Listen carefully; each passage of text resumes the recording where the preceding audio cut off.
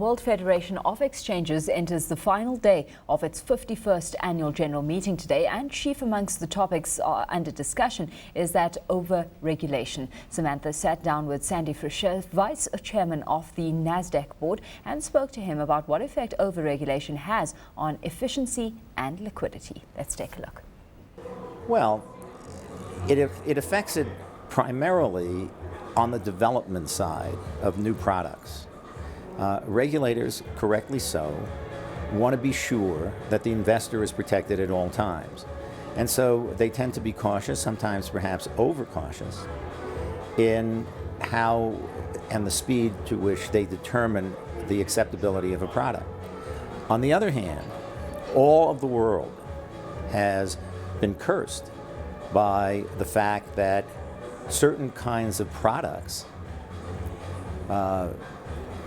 mortgage swaps and interest rate swaps, were not regulated. And as a consequence of that, as a consequence of those products being sold over the counter and not on listed exchanges, has caused or been a primary cause for a world economic meltdown that has had, 3 years of recession affecting everybody's economy. So you need a balance. Yes, overregulation is bad. Underregulation or no regulation is worse. There's been a lot of consolidation in the exchange space and also increased competition. What do you see as the biggest threat to the Nasdaq group, Nasdaq OMX group? Complacency. We're not concerned about other people's strategic plans.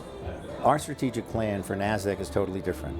We don't see ourselves as a stock market. We see ourselves as a technology company because we run technology on 84 exchanges in 52 countries around the world. Someday, we envision that there'll be a common front-end system and that a Johannesburg Stock Exchange can be an independent stock exchange trading globally through the relationships of the exchanges that trade on common platforms and trade common products.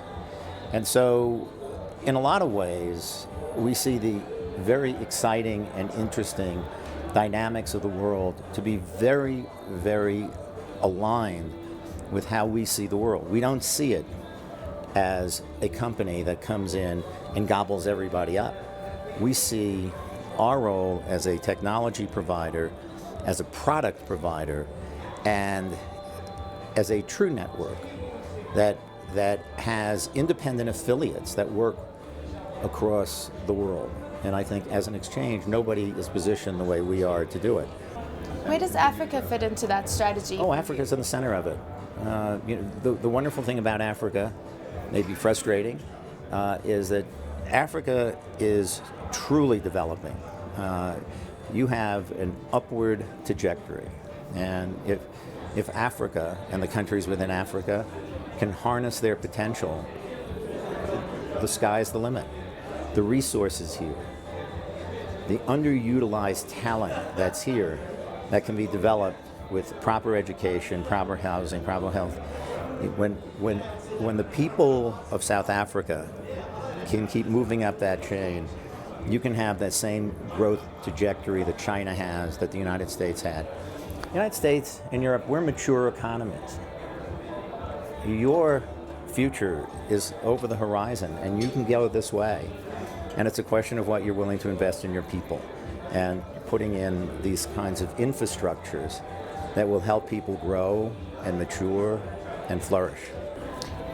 Just in terms of threats to exchanges worldwide, there are concerns about a lot of trade moving off exchanges. Is that a concern for you? Absolutely. It's not a concern for me as an officer, as a vice chairman of Nasdaq. It's a concern for me for the markets. The markets that serve investors and the countries they're in and the world are markets that are transparent, that are markets where you can measure your risk every day by the closing price, that are markets that have global standards of accountability, of responsibility, of appropriate regulation.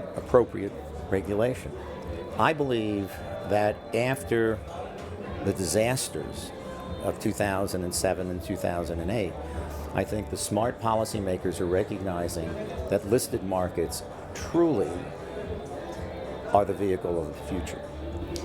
In 1 year's time, where do you see the exchange community after all the volatility that we've seen through this year, all the concerns around Europe and slowing growth? Do you think that we're going to still be in the same point in time? And where do you see the regulatory picture specifically? Well, I'm not sure you're going to see a lot of change in the regulatory structure.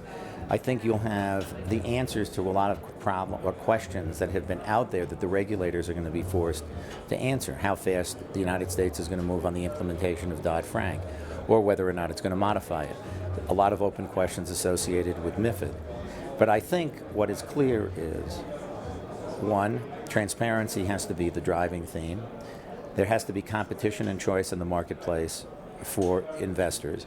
There has to be appropriate levels of regulation. That technology has to be world-class and cannot be ignored. And that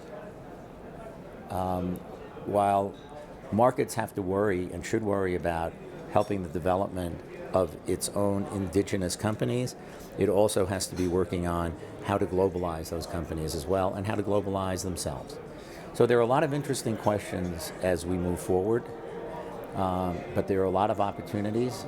I think that we're at the bottom in terms of the economic cycle, and we'll be moving in that direction.